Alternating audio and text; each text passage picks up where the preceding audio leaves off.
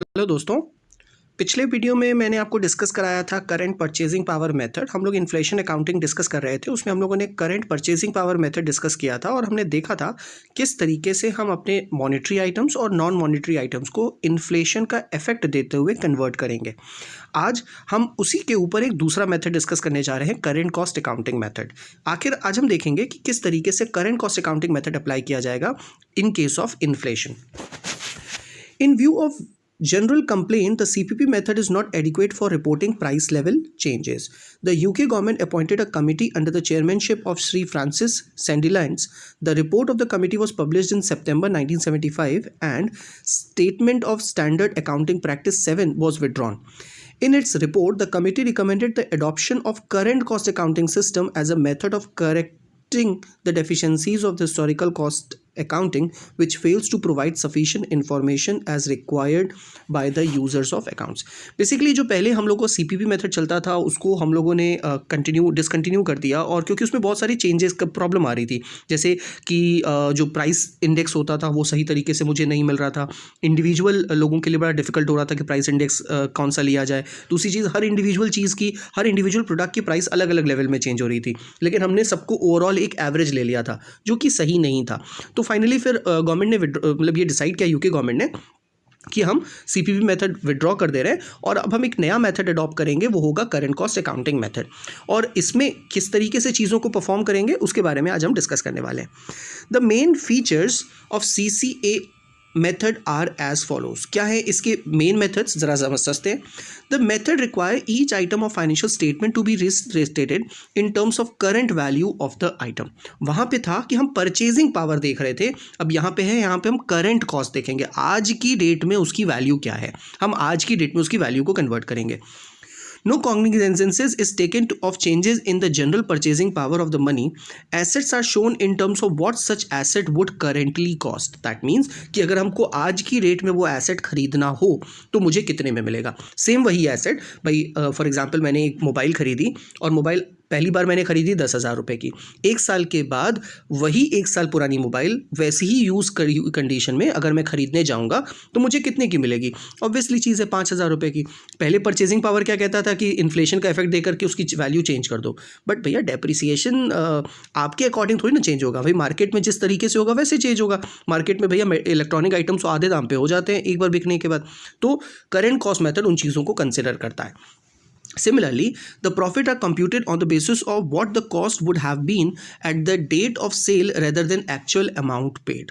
यानी कि date of cell के बेसिस पे हम उसको कैलकुलेट करेंगे। For example, if the goods purchased for ₹8 are worth ₹10 on the date of sale are sold for ₹12, profit will be taken as 2 and not 4. कहने का मतलब है कि अगर जिस दिन हम गुड्स को परचेज कर रहे हैं वो 8 रुपये के थे और जिस दिन हम उसको बेच रहे हैं वो 10 रुपये का है, पर बिकता 12 रुपये का है। पर बिकता 12 रुपये का, इससे मेरे मतलब नहीं है हम एक्चुअली बेच कितने का रहे हैं, हम जितने रुपये का बेच रहे हैं उसी के बेसिस पे हम प्रॉफिट बुक करेंगे। तो 10 रुपये का अगर हम बेच रहे हैं तो हमारा जो प्रॉफिट है वो 2 रुपये का है। बिकता कितने का है इससे हमारा कोई मतलब नहीं है, बेच कितने का रहे हैं वो बहुत इंपॉर्टेंट है। तो based on the current cost method. आखिर क्या है ऑब्जेक्टिव इस मेथड को अप्लाई करने का। The method seeks to ensure the adequate provision adjustments are made for the maintenance and the replacement of the operating assets of the company, at least at the minimum physical level at which the enterprise can operate efficiently, and not only for the year under the review but also for the future. भाई देखो, आज की date में जो मेरे पास asset है हम उसका रियल रिप्लेसमेंट वैल्यू जानना चाहते हैं। हम देखना चाहते हैं कि वो फिजिकली कितना मेरे लिए एफिशिएंट है, उसके बेसिस पे हम उसकी कैलकुलेशन करना चाहते हैं। हम ये देखना चाहते हैं कि वो मेरे लिए फ्यूचर में कितना हेल्पफुल होगा, उसके बेसिस पे हम उसकी कैलकुलेशन करना चाहते हैं। हम कोई बॉल पार्ट फिगर निकाल करके, कोई इमेजिनरी फिगर निकाल करके काम नहीं करना चाहते, जैसा हम लोगों ने प्राइस लेवल इंडेक्स में देखा था। The operating assets of the enterprise comprises, हम क्या क्या चीज़ों को कंसिडर करते हैं। ऑपरेटिंग एसेट्स में क्या क्या होते हैं। पहला तो हमारा फिक्स एसेट होता है, स्टॉक इन ट्रेड होता है, नेट मॉनेटरी वर्किंग कैपिटल होते हैं जिसमें डेटर्स क्रेडिटर्स सारी चीज़ें आ जाती हैं।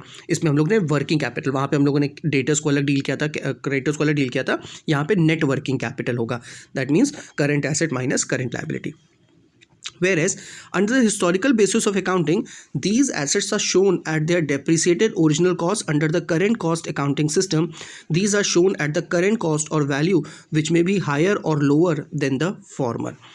This provides a more realistic statement of present value of the asset employed in the business and thus enable a more meaningful assessment to be made of the real profit earned on the real value of such asset. Basically ये थोड़ा सा मैंने आपको बताया कि ये reality की चीज़ों को कंसिडर कराता है, ये बिल्कुल रियलिस्टिक चीज़ें बताता है। हिस्टोरिकली हम लोग चीज़ें नहीं फॉलो करते, जो अभी तक हम लोग डेप्रिसिएशन वाला फॉर्मूला लगाते थे कि 10,000 20% का डेप्रिसिएशन तो 2,000 रुपीज़ माइनस कर दो तो 8,000 रुपये का एसेट शो हो रहा है बैलेंस शीट में। ऐसा नहीं है, आज की जो वैल्यू है वो दिखाओ, ज़्यादा हो या कम हो इससे मतलब नहीं है, लेकिन जो आज की वैल्यू है वो दिखाओ।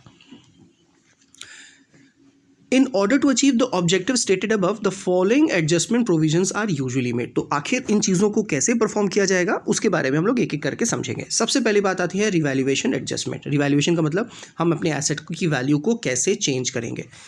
The fixed assets are shown at the value of the business and not at the depreciated original cost. Value of its business means the amount which the company would lose if it were deprived of the asset. It may be defined in any one of the following ways.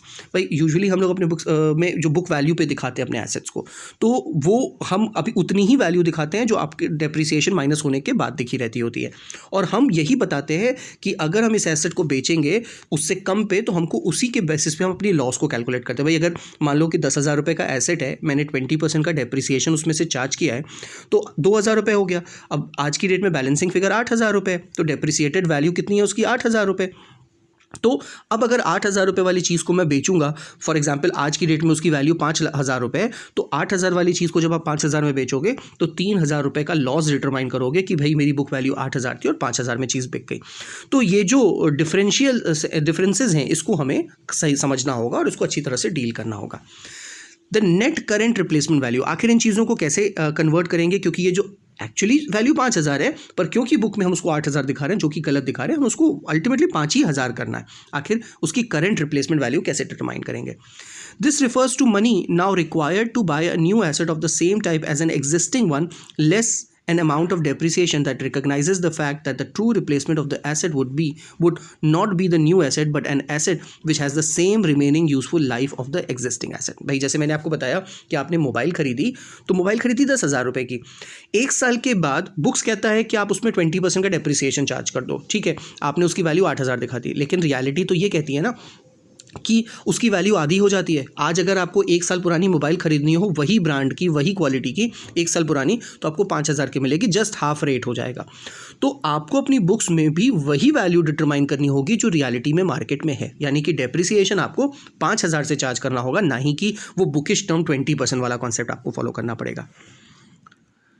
मुझे उम्मीद है कि आपको ये बातें समझ में आ रही होंगी। Next, net realizable value. This is the value which is presented in a net cash proceeds if the existing asset is sold now. यानी कि अगर आज की डेट में मुझे एसेट को बेचना हो तो कितने में बिकेगा, वो वैल्यू हमको डिटरमाइन करके दिखानी पड़ेगी। Economic recoverable value. This refers to the present value of net income that will be earned for using the existing asset during the rest of its life. अब भाई जो एसेट मेरे पास है वो कितने समय तक और रहेगा और कितना बेनिफिट मुझे और कराएगा, उसके बेसिस पे भी हम इसकी कैलकुलेशन कर सकते हैं। For example, A machine purchase 10 years ago for ₹50,000 and has a book value of 25,000 after being used for 5 years. The machine is expected to generate net cash inflow of 6,000 each year for the remaining period of its life 5 years. भाई 50,000 की machine थी, आज हमने उसको 25,000 में दिखा रखा है, 5 साल से हम उसको यूज़ कर रहे हैं, लेकिन मुझे पता है कि ये मशीन मुझे 6,000 रुपये महीना कमा करके देगी। तो अगर 6,000 रुपये कमा करके देगी और 5 साल अगर उसकी लाइफ बची हुई है, इसका मतलब है कि ये मशीन मेरे लिए 30,000 रुपये का बेनिफिट कराने के लिए बैठी है। तो इसका मतलब हो गया कि इसकी वैल्यू 30,000 रुपये है कम से कम, इसकी प्रेजेंट वैल्यू, ये हमको बेनिफिट जो प्रोवाइड कराएगी वो 30,000 रुपये का है। होपफुली यहाँ तक की बातें आप लोगों को समझ में आ रही होंगी। अभी इस टॉपिक को यहीं पे वाइंड अप करते हैं, नेक्स्ट वीडियो में इसके आगे की चीज़ें हम डिस्कस करेंगे। Thank you for watching this video, have a nice day.